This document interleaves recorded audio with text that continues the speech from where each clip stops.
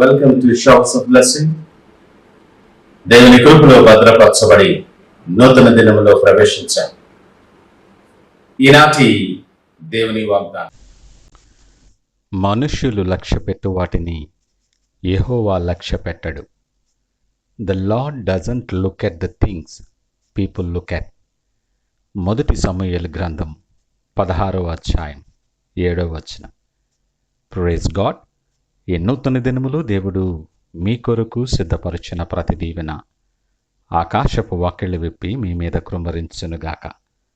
మరి ఒక నూతన దినాన్ని ఆరంభిస్తున్న నేపథ్యములో ప్రేమ కలిగిన వాగ్దానము ద్వారా దేవుడు మనల్ని దర్శిస్తూ ఉన్నాడు. మన తలంపులు, మన ఆశలు, మన కోరికలు, మన ఇష్టాలు అన్నీ కూడా లోక సంబంధమైనవి. సాధారణంగా మనము చూసినవి ఇష్టపడతాం, మనము చూసి నమ్ముతాం. చూసిన తర్వాత ఒక అభిప్రాయాన్ని ఏర్పాటు చేసుకుంటాం. మనకు ఎదురైన వారు మన తోటి వారిని మంచివారు అని, గొప్పవారు అని అలా మనము చూసి అభిప్రాయపడతాం. వాస్తవానికి కనిపించేవన్నీ చాలాసార్లు నిజాలు కాకపోయి ఉండొచ్చు. మనము చూసినట్లు దేవుడు చూడడని జ్ఞాపకం చేసుకోవాలి. ఆయన కంటికి కనబడక మరుగైనటువంటిది ఏమీ లేవు. లేఖనమంటుంది, ఆయన పై రూపాన్ని లక్ష్యపెట్టడు, హృదయాన్ని లక్ష్యపెట్టే దేవుడు. ఆలోచన నీ మనసుకు రాకముందే, మాట నీ నాలుకకు రాకముందే వాటిని ఎరిగినవాడు దేవుడు. తల్లి గర్భములో నీవింకా పిండముగా ఉండగానే ఆయన కన్నులు మనలను చూసెనను లేఖనం మాట్లాడుతుంది. జగత్తు పునాది వేయబడక మునుపే ఒక ప్రత్యేకమైన ప్రణాళిక చొప్పున మనలను ప్రేమించి ఆయన మనలను ఏర్పాటు చేసుకున్నాడు. ఈ దినము నీవేమై ఉన్నావో అది ఆయన కృప మాత్రమే. ఉన్న స్థితిని బట్టి నువ్వు అతిశయపడద్దు. ఇరుకులు, ఇబ్బందులు ఉన్నాయని కృంగిపోయి దేవునికి దూరస్తుడిగా జరిగిపోవద్దు. లేఖనమంటుంది, మోసపోకుడి, దేవుడు వెక్కిరింపబడడు. ఈ లోకములో నీ ప్రవర్తనతో, చక్కని మాటలతో, నీ వేష భాషలతో మనుషులందరినీ ఆకట్టుకోవచ్చు, నువ్వు మభ్యపెట్టవచ్చు కూడా. కానీ దేవుని ఎదుట అంత స్పష్టంగా కనబడుతుంది.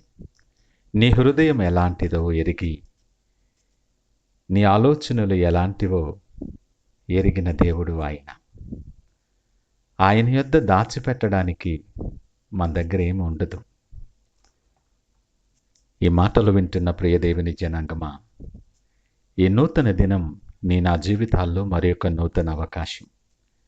ఆయన కృప చొప్పున ప్రేమ కొలది మన ఆయుష్యలు పొడిగించి మనకిచ్చిన ఒక అద్భుతమైన అవకాశం. వేషధారణ కలిగి భక్తిలో ఉన్నట్లు జీవిస్తూ నటిస్తూ నిన్ను నీవు మభ్యపెట్టుకోకు. ఈ నూతన దినములో నీ హృదయ రహస్యములు ఎరిగిన దేవుణ్ణి, నీ చెదిరిన గుండెలు బాగు చేయగలిగిన వాడైనటువంటి దేవుణ్ణి, మరణము నుండి జీవమునకు, శాపము నుండి దీవెనకు నిన్ను నడిపించగలిగినటువంటి ఆయన సన్నిధిలో సాగిలపడి ఆయన వైపు చూస్తూ పశ్చాత్తాపముతో ప్రార్థన చేయి. ప్రభువా, నా యందు శుద్ధ హృదయము కలుగు చేయమని ప్రార్థన చేయి. నీ హృదయం పరిస్థితులను బట్టి కఠినమైపోయి ఉండొచ్చు. దానికి అనేకమైన కారణాలు, అనేకమైన అనుభవాలు నీతో పాటు ఉండి ఉండొచ్చు. కానీ రాతి గుండెను తీసివేసి మాంసపు గుండెను దయచేయగలిగిన వాడు ఆయన ఒక్కడే. ఈ నూతన దినము దేవుడు నీతో మాట్లాడుతుంటుండగా నిన్ను లక్ష్యపెట్టే దేవుడు, నిన్ను ప్రేమిస్తున్నటువంటి దేవుడు, నువ్వు తప్పిపోవాలని ఆశపడే దేవుడు కాదు. నీవు కావాలి అని దేవుడు నీతో మాట్లాడుతున్నాడు. నీ హృదయాన్ని సిద్ధపరచుకొని ఆయన సిద్ధపరిచిన ఆశీర్వాదకరమైన మార్గాలలో నడవటానికి ప్రార్థన పూర్వకముగా దినాన్ని ఆరంభిద్దామా? ప్రార్థించుకుందాం. పరిశుద్ధుడు, ప్రేమ నమ్మకమైన మా యేసయ్య, స్తోత్రాలు, వందనాలు. అనేక పరిస్థితులను బట్టి మేము జీవిస్తూ ఉన్నప్పటికీ నీకు దూరముగా ఉన్నాం. మా అనుభవాలు, మా వేషధారణ, మమ్మలను మేమే మభ్యపెట్టుకునే మా ప్రవర్తన నీ నుండి దూరపరుస్తుంది. నీ ఆశీర్వాదాలకు దూరం అయిపోయాం. మనుషులు లక్ష్యపెట్టువాని నువ్వు లక్ష్యపెట్టవని, పై రూపాన్ని కాదు నీవు హృదయాలు లక్ష్యపెట్టేవాడవని సూటిగా మాట్లాడారు. ఈ నూతన దినములో నీ సన్నిధిలో సాగిలపడుతున్నాం. మా హృదయ ద్వారాలు నీ కొరకు తెరిచి పట్టుకున్నాం. మా జీవితంలో మీరు అడుగుపెట్టి మీరు ఉద్దేశించిన ప్రతి కార్యము మీకు మహిమకరముగా మా జీవితాలు ఆశీర్వాదకరముగా జరిగించి మీరే మహిమ ఘనత ప్రభావాలు పొందమని యేసు నామమున అడిగి వేడుకొనుచున్నాము తండ్రి. ఆమేన్. God bless you.